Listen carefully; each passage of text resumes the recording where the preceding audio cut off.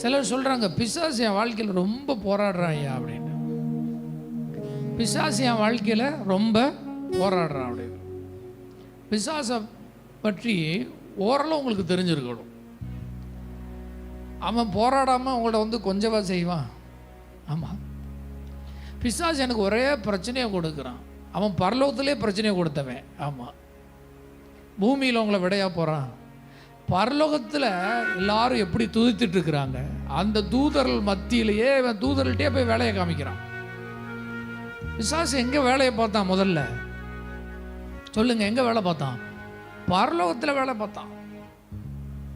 பரலோகத்தில் எவ்வளோ பெரிய தேவன், எவ்வளோ பெரிய பிரசன்னம், எவ்வளோ மகிமை இருக்குது, எவ்வளோ மேகம் இருக்குது, எவ்வளோ ஆயிரக்கணக்கான தூதர்கள் அவரை துதிச்சிட்டு இருக்கிறாங்க. அங்கேயே போய் வேலையை பார்த்து ஒரு பங்கு தூதரில் மாற்றி வச்சிருக்கிறான். அப்போ அங்கே வேலையை பார்த்தவன் இங்கே வேலையை பார்க்காம இருப்பானா? இங்கே வேலையை பார்ப்பான். இதை பெருசாக எடுக்கக்கூடாது. ஆமாம், பிசாசுனா ஏதாவது வேலையை பார்த்துட்டே இருப்பான், ஏதாவது டிஸ்டர்ப் பண்ணிட்டே இருப்பான். ஆனால் கர்த்தர் நமக்கு என்ன சொன்னார்னா, பிசாசுக்கு எதிர்த்து நில்லுங்கள், அவன் உங்களை விட்டு ஓடி போவான். ஆமாம், ஒவ்வொரு முறையும் அவனுக்கு எதிர்த்து நிற்கணும்.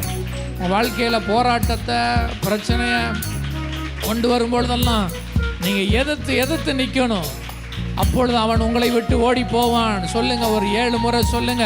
கரங்களை உயர்த்தியோ கரங்களை தட்டியோ உங்கள் வாழ்க்கையில போராடி கொண்டு இருக்கிற எல்லா பிசாசின் வல்லமைகளும் இயேசுவின் நாமத்தினால செயலிழந்து போவதா. இயேசுவின் நாமத்தினால, இயேசுவின் நாமத்தினால, இயேசுவின் நாமத்தினால, இயேசுவின் வல்லமையுள்ள நாமத்தினால, நசனா இயேசுவின் நாமத்தினால, வல்லமையுள்ள இயேசுவின் நாமத்தினால, ஓ வானத்திலும் பூமியிலும் சகல அதிகாரம் படைத்த இயேசுவின் நாமத்தினால அவைகள் செயலிழந்து போவதாக. ஆவியானவர் எங்கு உண்டோ அங்கு விடுதலை உண்டு. நல்ல கரங்களை தட்டி ஆமென்.